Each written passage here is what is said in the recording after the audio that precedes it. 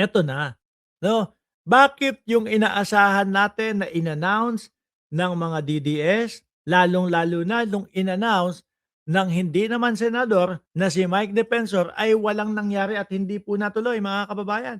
Ipakita ko sa inyo 'to, ha. Ipakita ko ho sa inyo itong, official statement po, mga bossing, ng Double Gem EDSA Garden Event Place. Hmm.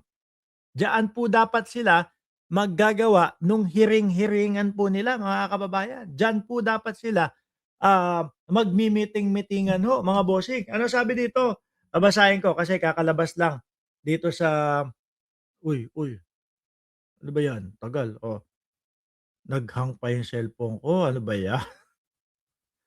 Oh, 'di ba babasahin ko, mga kababayan, ha. Ito, Blue Ribbon Committee, ayan, Philippine Star, okey? Ayan, sa Philippine Star ho, mga bossing, okay.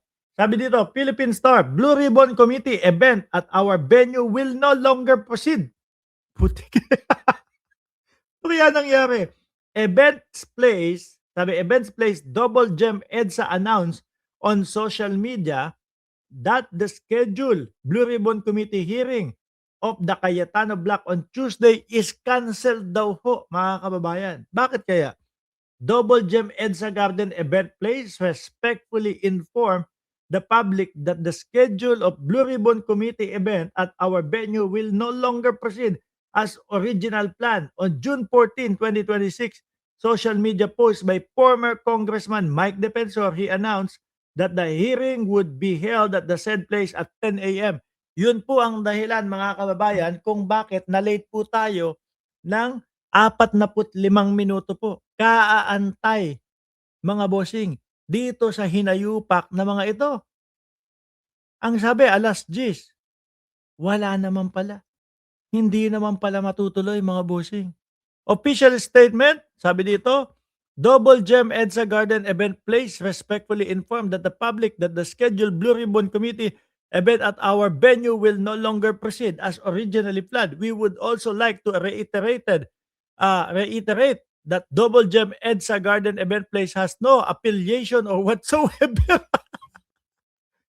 Oh, there is no affiliation or whatsoever with the organizers, participants, or subject matter of the event. Our role was solely that of an independent event venue provided. Siguro ho, ang ginawa nila Mike Defensor, sasabihin, "Oy, mag-aano lang po kami, mag magba-brunch lang po kami dito or get something like that. May mga meeting lang po kami." Tapos siguro biglang in-announce, Senate Blue Ribbon Committee yung gaganapin dun, gagawin dun. Nalaman siguro ng may-ari o nalaman siguro nung management nung Double Gem. Naku, sabi magme-meeting lang dito, sabi at Blue Ribbon Committee, madadamay pa tayo diyan. Oh, ayan tama yung sinasabi ni Ma'am Neng Gigi, mapapahamak pa tayo diyan.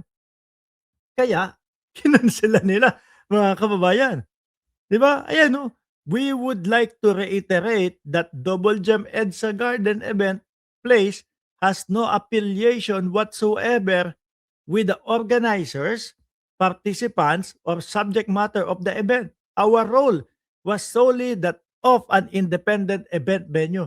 Kaso, mga kababayan, no, panigurado ko po, kawawa na naman si Pangulong Bongbong Marcos nito, mga bossing tsipamo, sir.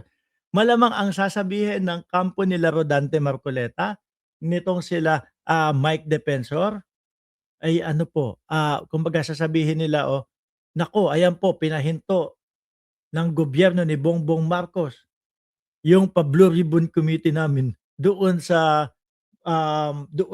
EDSA."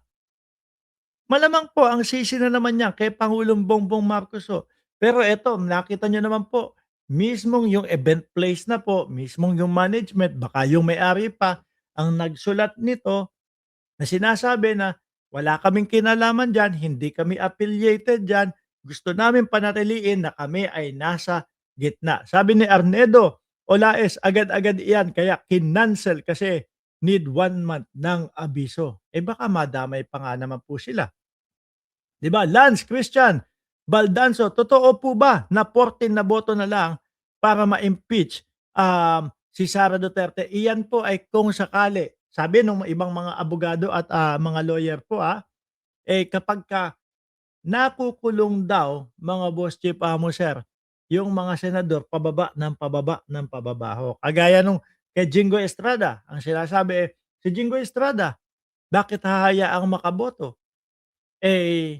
Deprive nga yung kanyang liberty. Hindi siya puwedeng, gumawa ng mga gano'ng mga bagay, 'di ba, habang siya ay nililitis. Ang sabi nila, dapat pababa ng pababa 'yan at baka nga umabot pa ng 12 'yan sir, kung 'yun yung pagbabasihan po, 'di ba? Sir Mark, DDS ka na rin ba? Bakit palagi kang naka-green? Sabi ni Ma'am Lisa Sanchez 'no, maka-green kulay ni Lustay Pratos Pusit Nova. Hindi. Ayan, nakita niyo naman kung ano ibig sabihin niyan, green tapos buhaya. Kayo na bahalang mag-interpret do'n. Ngayon tuloy natin 'to. Our role was solely that of an independent event venue provider, 'no?